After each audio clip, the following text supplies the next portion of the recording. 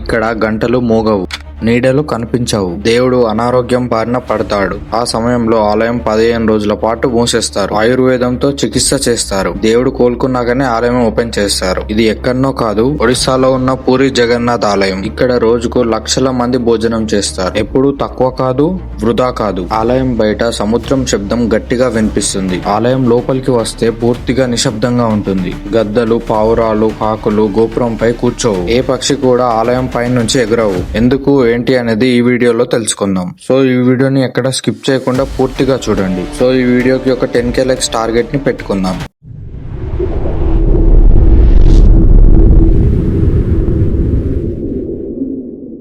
ఇక్కడ దేవుడు కూడా మనలాగే జీవిస్తాడని చెప్తారు. తింటాడు, నిద్రపోతాడు, అనారోగ్యం బారిన పడతాడు. ఇది వింటే ఆశ్చర్యంగా ఉంటుంది, కానీ ఇదే ఇక్కడి సాంప్రదాయం. ఈ ఆలయం సముద్రానికి దగ్గరగా ఉంటుంది. ఇది భారతదేశంలోని 4 ధామాల్లో ఒకటి. మిగతా 3 బద్రీనాథ్, ద్వారకా, రామేశ్వరం. ఈ 4 జీవితంలో ఒక్కసారి అయినా దర్శించుకోవాలని అనుకుంటారు. ఇక్కడ జగన్నాథుడు ఎలా వచ్చాడు అన్న విషయానికి వస్తే, మొదట ఇక్కడ నీలమాధవుడు అనే దేవుణ్ణి పూజించేవారు. ఒక గిరిజన నాయకుడు అతన్ని ఆరాధించేవాడు. ఈ విషయం రాజుకు తెలిసింది. ఆయన కూడా దేవుణ్ణి చూడాలని కోరుకున్నాడు. తరువాత రాజుకి దేవుడు కలలోకి వచ్చాడు. చెక్క రూపంలో వస్తానని చెప్పాడంట. అలా జగన్నాథుడి రూపం వచ్చింది. అందుకే ఇక్కడ దేవుడు చెక్కతో తయారవుతాడు. కొన్ని సంవత్సరాలకు ఒకసారి ఈ విగ్రహాలు మారుస్తారు. ఈ ఆలయం చాలా ఎత్తుగా ఉంటుంది. సుమారు 214 అడుగుల ఎత్తులో ఉంటుంది. ఆలయంపై నీడ పడదని చెబుతారు. ఇది ఇప్పటికీ మిస్టరీగానే ఉంది. ఆలయంపై ఎగిరే జెండా గాలికి అపోజిట్ గా ఎగురుతుంది. ప్రతిరోజు ఒక వ్యక్తి ఎక్కి ఆ జెండాను మారుస్తాడు. వర్షం వచ్చినా, తుఫాన్ వచ్చినా ఒక్క రోజు కూడా ఇది ఆగలేదు. సముద్రానికి అంత దగ్గరగా ఉన్న శబ్దం ఎందుకు వినిపించదు అని అంటే,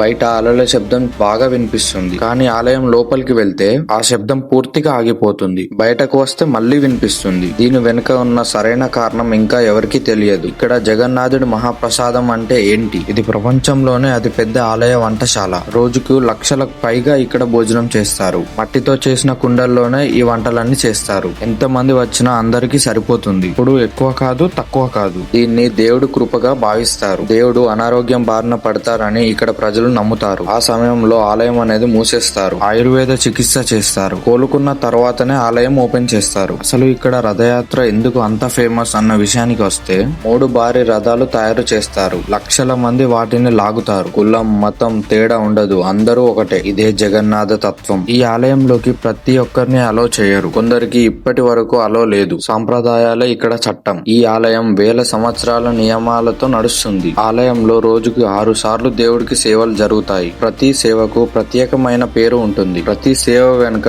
లోతైన అర్థం ఉంటుంది. దేవుడు ఉదయం నిద్ర లేస్తాడని, రాత్రి మళ్లీ విశ్రాంతి తీసుకుంటాడని నమ్ముతారు. ఇక్కడి మహాప్రసాదం గురించి మాట్లాడుకుంటే, జగన్నాథుడి దగ్గర మహాప్రసాదం కుల భేదం ఏది చూడరు. అందరూ ఒకటే చోట కూర్చొని తింటారు. వంట చేసేవారు ప్రత్యేక రూల్స్ పాటిస్తారు. ఒక్క చిన్న తప్పు జరిగిన వంట మొత్తం ఆపేస్తారు. ఈ వంటశాలలో వేల మంది పనిచేస్తారు. అంతమంది ఉన్నా ప్రశాంతంగా పని జరుగుతుంది. ఇది జగన్నాథుడి కృపగా భావిస్తారు. అసలు ఈ ఆలయంలో దేవుడి గుండె నిజంగానే కొట్టుకుంటుందా అన్న విషయానికి వస్తే, జగన్నాథ స్వామి విగ్రహం చెక్కతో చేసిందే, కానీ సాధారణ చెక్క కాదు. దీనిని దారు బ్రహ్మ అంటారు. ప్రతి 12 సంవత్సరాలకు ఒకసారి ఈ విగ్రహం అనేది మారుస్తారు. ఆ సమయంలో పాత విగ్రహం లోపల ఉన్న ఒక ప్రత్యేక వస్తువుని కొత్త విగ్రహంలోకి మారుస్తారు. ఆ వస్తువుని భక్తులు బ్రహ్మ పదార్థం అంటారు. ఆ బ్రహ్మ పదార్థం తాగుతుంది, గుండెలాగా కొట్టుకుంటుంది, శ్వాసలాగా చెక్కదనం ఉంటుంది అని నమ్ముతారు. కొంతమంది సాక్ష్యాలు కూడా ఉన్నాయని అంటారు, కానీ ఇది బయటకు వచ్చిన అధికారిక డాక్యుమెంట్లు లేవు.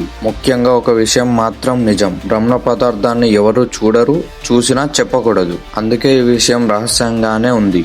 కొన్ని సంవత్సరాల నుంచి ఇదే నమ్మకం కొనసాగుతుంది. శాస్త్రపరంగా వస్తే, చెక్కలో గుండె కొట్టుకోవడం అసాధ్యం, కానీ లోపల పెట్టిన పదార్థం గురించి తెలియదు కాబట్టి శాస్త్రం కూడా కన్ఫ్యూజన్ లోనే ఉంది. ఎందుకు భక్తులు అంత నమ్ముతారంటే, ఇక్కడ దేవుడు మనిషిలాగే జీవిస్తాడని అంటారు. నిద్రపోతాడు, తింటాడు, అనారోగ్య బారిన పడతాడు. అందుకే దేవుడు మనలాగే గుండె కలిగిన వాడని నమ్ముతారు. అన్నిటికంటే ముఖ్యమైన విషయం ఏమిటంటే, దేవుడికి 45 రోజుల పాటు అనారోగ్య కాలం అనేది ఉంటుంది. ఆ సమయంలో ఆయుర్వేద మందులు ఇస్తారు. ఇప్పుడు క్లియర్ గా చెప్పాలంటే, కొన్ని విషయాలు శాస్త్రానికి రుజువు కాదు, కొన్ని విషయాలు నమ్మకానికి అర్థం వస్తాయి. దేవుడి గుండె నిజంగానే కొట్టుకుంటుంది అనే ఒక నమ్మకం ఉంది, కానీ ఎవరికి చూపించబడలేదు. ఇది జగన్నాథ ఆలయానికి ఉన్న ఒక గొప్ప మిస్టరీ.